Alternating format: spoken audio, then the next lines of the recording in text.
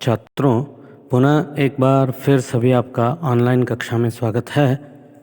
मैं डॉक्टर सूरज लोकापुर, प्रवक्ता गोगटे वाणिज्य महाविद्यालय की ओर से आपका फिर एक बार स्वागत करता हूं। तो छात्रों, जैसे कि हमने पिछले कक्षा तक आपका जो पहला पाठ है बड़े घर की बेटी, उसे हमने पूर्ण रूप से संपन्न किया। आज की कक्षा से हम आपका जो पाठ्यक्रम के अनुसार दूसरा गद्य पाठ है उस पर चर्चा आरंभ करते हैं। तो छात्र, दूसरा पाठ है युवाओं से, लेखक स्वामी विवेकानंद जी। तो पहले हम लेखक परिचय लेके आगे पाठ पर आगे बढ़ते हैं। युग पुरुष स्वामी विवेकानंद जी का जन्म 12 जनवरी 1863 को कलकत्ता, जो कोलकाता के नाम से भी प्रसिद्ध है, वहाँ पर हुआ था। इनका बचपन का नाम नरेंद्रनाथ है। स्वामी विवेकानंद के बचपन का नाम नरेंद्रनाथ, पिता विश्वनाथ दत्ता और माता भुवनेश्वरी देवी थीं।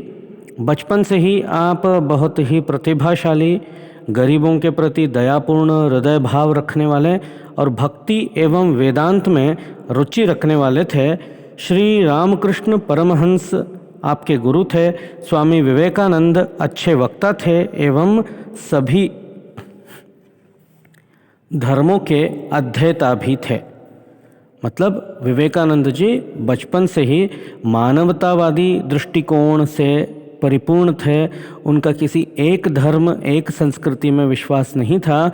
वो मनुष्य को प्राथमिकता देते थे। इस वजह से उनका मानना था कि सभी धर्म एक हैं, सभी धर्म के श्रद्धालु भ्रातृत्व भावना के साथ जीने चाहिए। वसुधैव कुटुंबकम की बात यही है कि पूरा संसार एक परिवार है। वहाँ पे बसने वाला प्रत्येक व्यक्ति आपस में भ्रातृत्व भावना से पूर्ण होना चाहिए। ये विवेकानंद जी की मान्यता थी। तो छात्रों, आगे बढ़कर अगर हम विवेकानंद जी के जीवन को देखें तो उनके बारे में चर्चा करने योग्य बहुत सारी बातें हैं, लेकिन संक्षिप्त में अगर देखा जाए तो विवेकानंद जी की प्रसिद्धि होती है सितंबर 1893 सितंबर में अमेरिका के शिकागो शहर में आयोजित सर्वधर्म सम्मेलन में हिंदू धर्म, भक्ति और वेदांत के बारे में स्वामी जी ने जो भाषण दिया वह अद्वितीय थी। आप भारत देश, भारत की प्रजा और भारतीय संस्कृति के अच्छे ज्ञाता थे। इस कारण खंड खंडांतर में हिंदू धर्म का औन्नत्य, भक्ति एवं वेदांत के प्रचार प्रसार में आप निरंतर कार्य करते रहे। आपकी मृत्यु 4 जुलाई 1902 ईस्वी को हुई। इनके प्रमुख प्रसिद्ध ग्रंथ हैं जिन्होंने विवेकानंद जी की प्रसिद्धि को चारों तरफ बढ़ाया है। वे हैं कर्मयोग, भगवान कृष्ण और भगवद गीता, मरणोत्तर जीवन, मेरे गुरुदेव आदि आपकी प्रसिद्ध रचनाएं हैं। तो छात्रों, यहाँ पर प्रस्तुत संबोधन युवाओं से का अर्थ होता है from youth to the youth. युवाओं के लिए, एक युवा से या फिर युवाओं से युवाओं के लिए। तो इस संदर्भ में ये निबंध रूप पाठ यहाँ पर रखा गया है। तो युवाओं से स्वामी विवेकानंद जी का जो नवयुवकों के लिए संदेश होता है उससे परिपूर्ण है। इस पाठ में विवेकानंद जी ने नवयुवकों का मार्गदर्शन किया है। आपका विश्वास था कि देश का उद्धार केवल और केवल नवयुवक एवं नवयुवतियों के द्वारा ही संभव है। स्वामी विवेकानंद जी ने हमें मानव निर्माणकारी धर्म एवं दर्शन की शिक्षा दी है। धर्म, रिलीजन, दर्शन, फिलॉसफी। तो स्वामी विवेकानंद जी के विचारों में रिलीजन एंड फिलॉसफी जो है वो किसी ग्रंथ का आभारी या किसी ग्रंथ से निर्णित नहीं हो सकता। उनका मानना था जो धर्म और जो दर्शन या जो साहित्य मनुष्य में मानवता का निर्माण करे वही मनुष्य जीवन के लिए, इस संसार के लिए उपयोगी है। तो इस प्रकार मानव निर्माणकारी धर्म और दर्शन की शिक्षा विवेकानंद जी के बातों में, उनके वचनों में, उनके प्रवचनों में और उनके लेखों में हमें प्राप्त होती है। और यही मानव निर्माणकारी धर्म और दर्शन ही राष्ट्र निर्माण के लिए अप्रतिम मानी जाती है, जो विवेकानंद जी की प्रमुख देन या अनुपम देन मानी जाएगी। तो छात्रों, यह जो पाठ है युवाओं से, ये स्वामी विवेकानंद जी के 150वीं जयंती के उपलक्ष्य में उनकी विचारधारा का परिचय विद्यार्थियों में, नवयुवकों में प्रसारित करने के उद्देश्य से नया पाठ्यक्रम जब बन रहा था तब इस पाठ को लगाया गया है। अब देखते हैं स्वामी जी के विचार किस प्रकार शुरू होते हैं। स्वामी जी का कथन है या उनकी मान्यता है कि वो कहते हुए नजर आते हैं, मेरी आशा, मेरा विश्वास। आशा, होप, विश्वास, फेथ। तो मेरी आशा और मेरा विश्वास नवीन पीढ़ी के नवयुवकों पर है। इस प्रकार स्वामी जी अपनी बात शुरू करते हैं। उनके बातों से ही पता चलता है कि वो किस प्रकार अपनी आस्था युवक एवं युवतियों पर रखते थे।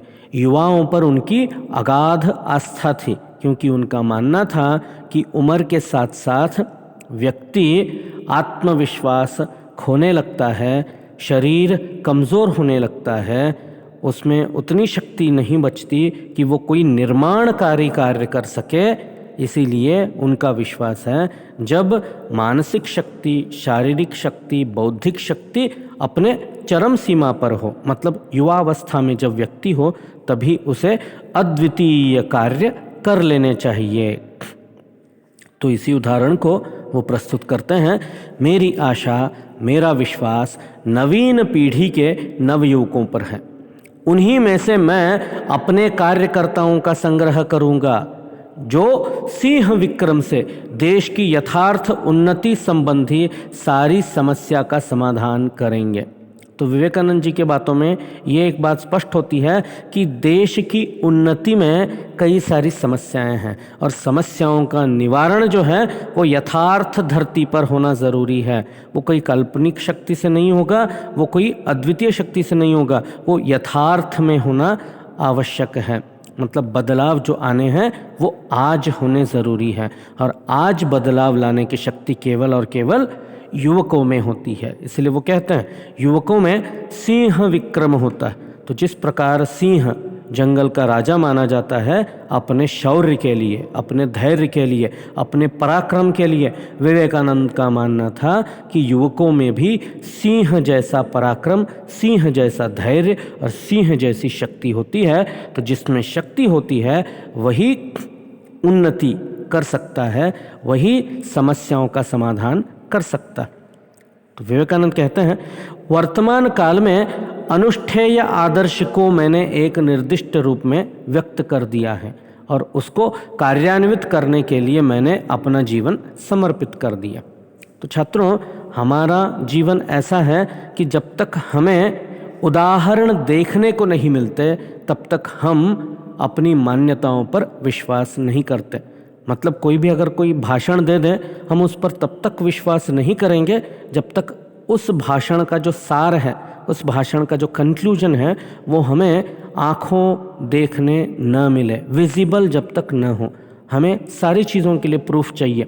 इसीलिए वो कहते हैं अनुष्ठेय आदर्श। अनुष्ठेय अर्थात जो विथ प्रूफ होता है, जिसको किसने करके दिखाया है, अनुष्ठित है। जैसे होम, हवन, यज्ञ, ये अनुष्ठान माने जाते हैं क्योंकि वो दिखते हैं करते हुए। इसलिए वो कहते हैं मैंने अपने विचारों को, अपने आदर्श को मैंने अनुष्ठेय बनाकर रखा है और उसका एक निर्दिष्ट रूप भी मैंने अभिव्यक्ति किया है, और उसी के हिसाब से मैंने अपना जीवन भी देश के लिए, देश हित के लिए, समाज हित के लिए, धर्म हित के लिए मैंने समर्पित कर दिया है। और मैं अपने ही जैसे कार्यकर्ताओं को चुनूंगा। मुझे फॉलोवर्स नहीं चाहिए, मुझे डिसाइपल्स चाहिए, उनका मानना था। फॉलोअर्स मतलब जो पीछे पीछे नारा लगाए, डिसाइपल्स मतलब जो देखे, सीखें और उसे करें। तो उन्हें शिष्य चाहिए। तो वो कहते हैं मैं अपने जैसे ही अपने कार्यकर्ताओं को चुनूंगा जो एक केंद्र से दूसरे केंद्र का विस्तार करेंगे, और इस प्रकार हम धीरे धीरे समग्र भारत में फैल जाएंगे और समग्र भारत की उन्नति का हम प्रण लेंगे। तो छात्रों, इस प्रकार आज के लिए इतना ही काफ़ी है। अगली कक्षा में हम विवेकानंद जी के आदर्शोन्मुख यथार्थपूर्ण जीवन के उद्देश्यों को तथा उन्हें किस प्रकार युवा पीढ़ी अपनाकर अपने जीवन को सुदृढ़ बना सकती है, उन सारी चीज़ों पर हम चर्चा आगे बढ़ाएंगे। तब तक के लिए धन्यवाद।